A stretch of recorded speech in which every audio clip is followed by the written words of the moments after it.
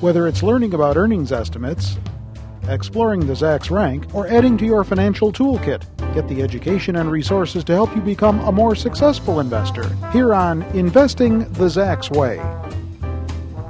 You know, recently Steve Reitmeister, our editor-at-large on Zacks.com, cleared up some confusion for us on the difference between the Zacks Rank and the Zacks Recommendation. Well, now there is yet another confusion for him to clarify for us. So he's here with us once again to do just that. And this time around, it's a little confusion between the Zacks Rank and broker recommendations. Do your magic, shine some light for us. Okay. There is some confusion on that because both are forms of recommendations, the stocks to buy and stocks to hold and sell. But there is great difference in how they are created and the benefit for investors. So we're going to kind of break it down into its parts today and then reassemble it back together so it all makes some sense. So the parts include what's the difference between broker recommendations and brokerage, or what we sometimes call analyst earnings estimates. So we're going to take a look at those two. Then how the brokerage recommendations kind of get put together in a consensus type format in what we call the average broker recommendation. And then how we take earnings estimates, the analyst estimates, and we put that together in the Zacks Rank. And so now that we've done all this dissecting to its parts, we put them back together and say, okay, what's the real difference for investors and the usage of them to pick better stocks? And I'll just give you a quick preview of that because I think it's important as we go through these pieces.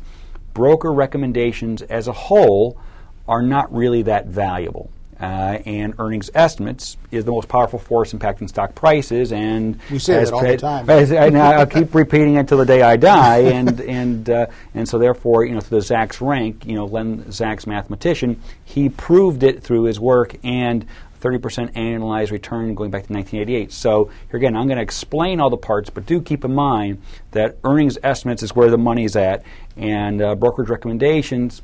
It's interesting, I'll explain it, but then please quickly discard it from your usage as an investor.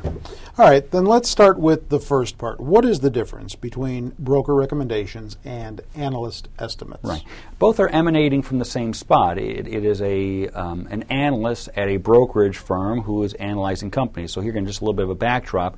There's approximately 150 brokerage firms in the United States and Canada, and inside those firms they have research departments where they employ about 3,000 what we call equity analysts or stock analysts whose job is to concentrate on industries and the companies in those industries and do an analysis of those firms from the top down and try and really understand the health and well-being of those firms, and therefore what companies might make the most attractive stocks to buy. So the things that the analyst community provides that we, the investors, really pay attention to are two main components. One is the brokerage recommendation. Do they recommend that we buy, sell, or hold these securities? Okay, so that's the most important. So that's the thing that most people are used to coming out of there.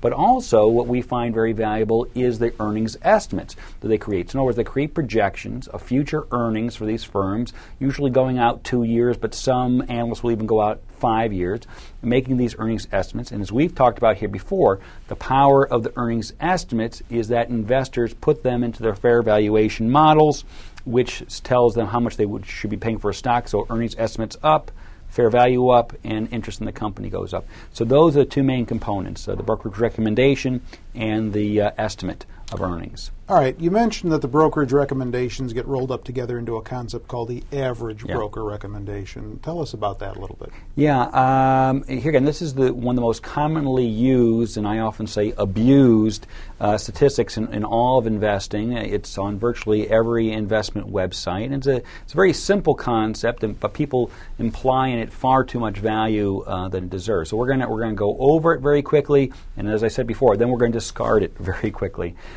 So the analysts who follow a stock are going to give it a recommendation between strong buy and strong sell. And so what I'm going to do is going to put up a little chart here that explains how we score what each of those recommendations mean and then how that's put together for the average broker recommendation. So every time that a broker gives it a strong buy recommendation, we're going to give that a score of 1, okay, and then a buy 2 and on down the list. Now you have all these separate parts. So let's just take example IBM, which today has 14 analysts that are following the firm. And a certain number of them have a strong buy rating, a certain number have a buy rating and hold rating and so on. And you add up the points from the scoring system, you divide it by 14, the number of analysts who are following the firm, and what you come up with today is an average broker recommendation of 1.61. Now, here again, the mistake that investors make, they say 1.61. Well, that's in between strong buy of 1 and a buy of 2, so that's very positive. That sounds like a great stock to be in. Would sound like it to me. Right. But it's not, okay, and why is it not? Because Len Zacks, the mathematician, he spent his time. He looked at the information, and he found that there was no correlation between the current average broker recommendation and the future performance of stocks. And really, the greatest condemnation of the brokerage community is that when the market is going down, okay, that sell ratings actually outperform the buy ratings, and that's one of the things that's truly sad. So, to be clear, I'm not saying that all analysts are poor. I'm saying there's actually some very excellent analysts out there in picking stocks. But as a community, as a whole, they haven't shown much value. And since the average broker recommendation is about the entirety of the analyst community, it's a pretty watered-down thing, and you're going to do no better using that than you would be just buying the S&P 500 average. All right. So now you know. Throw the information away. Throw it away.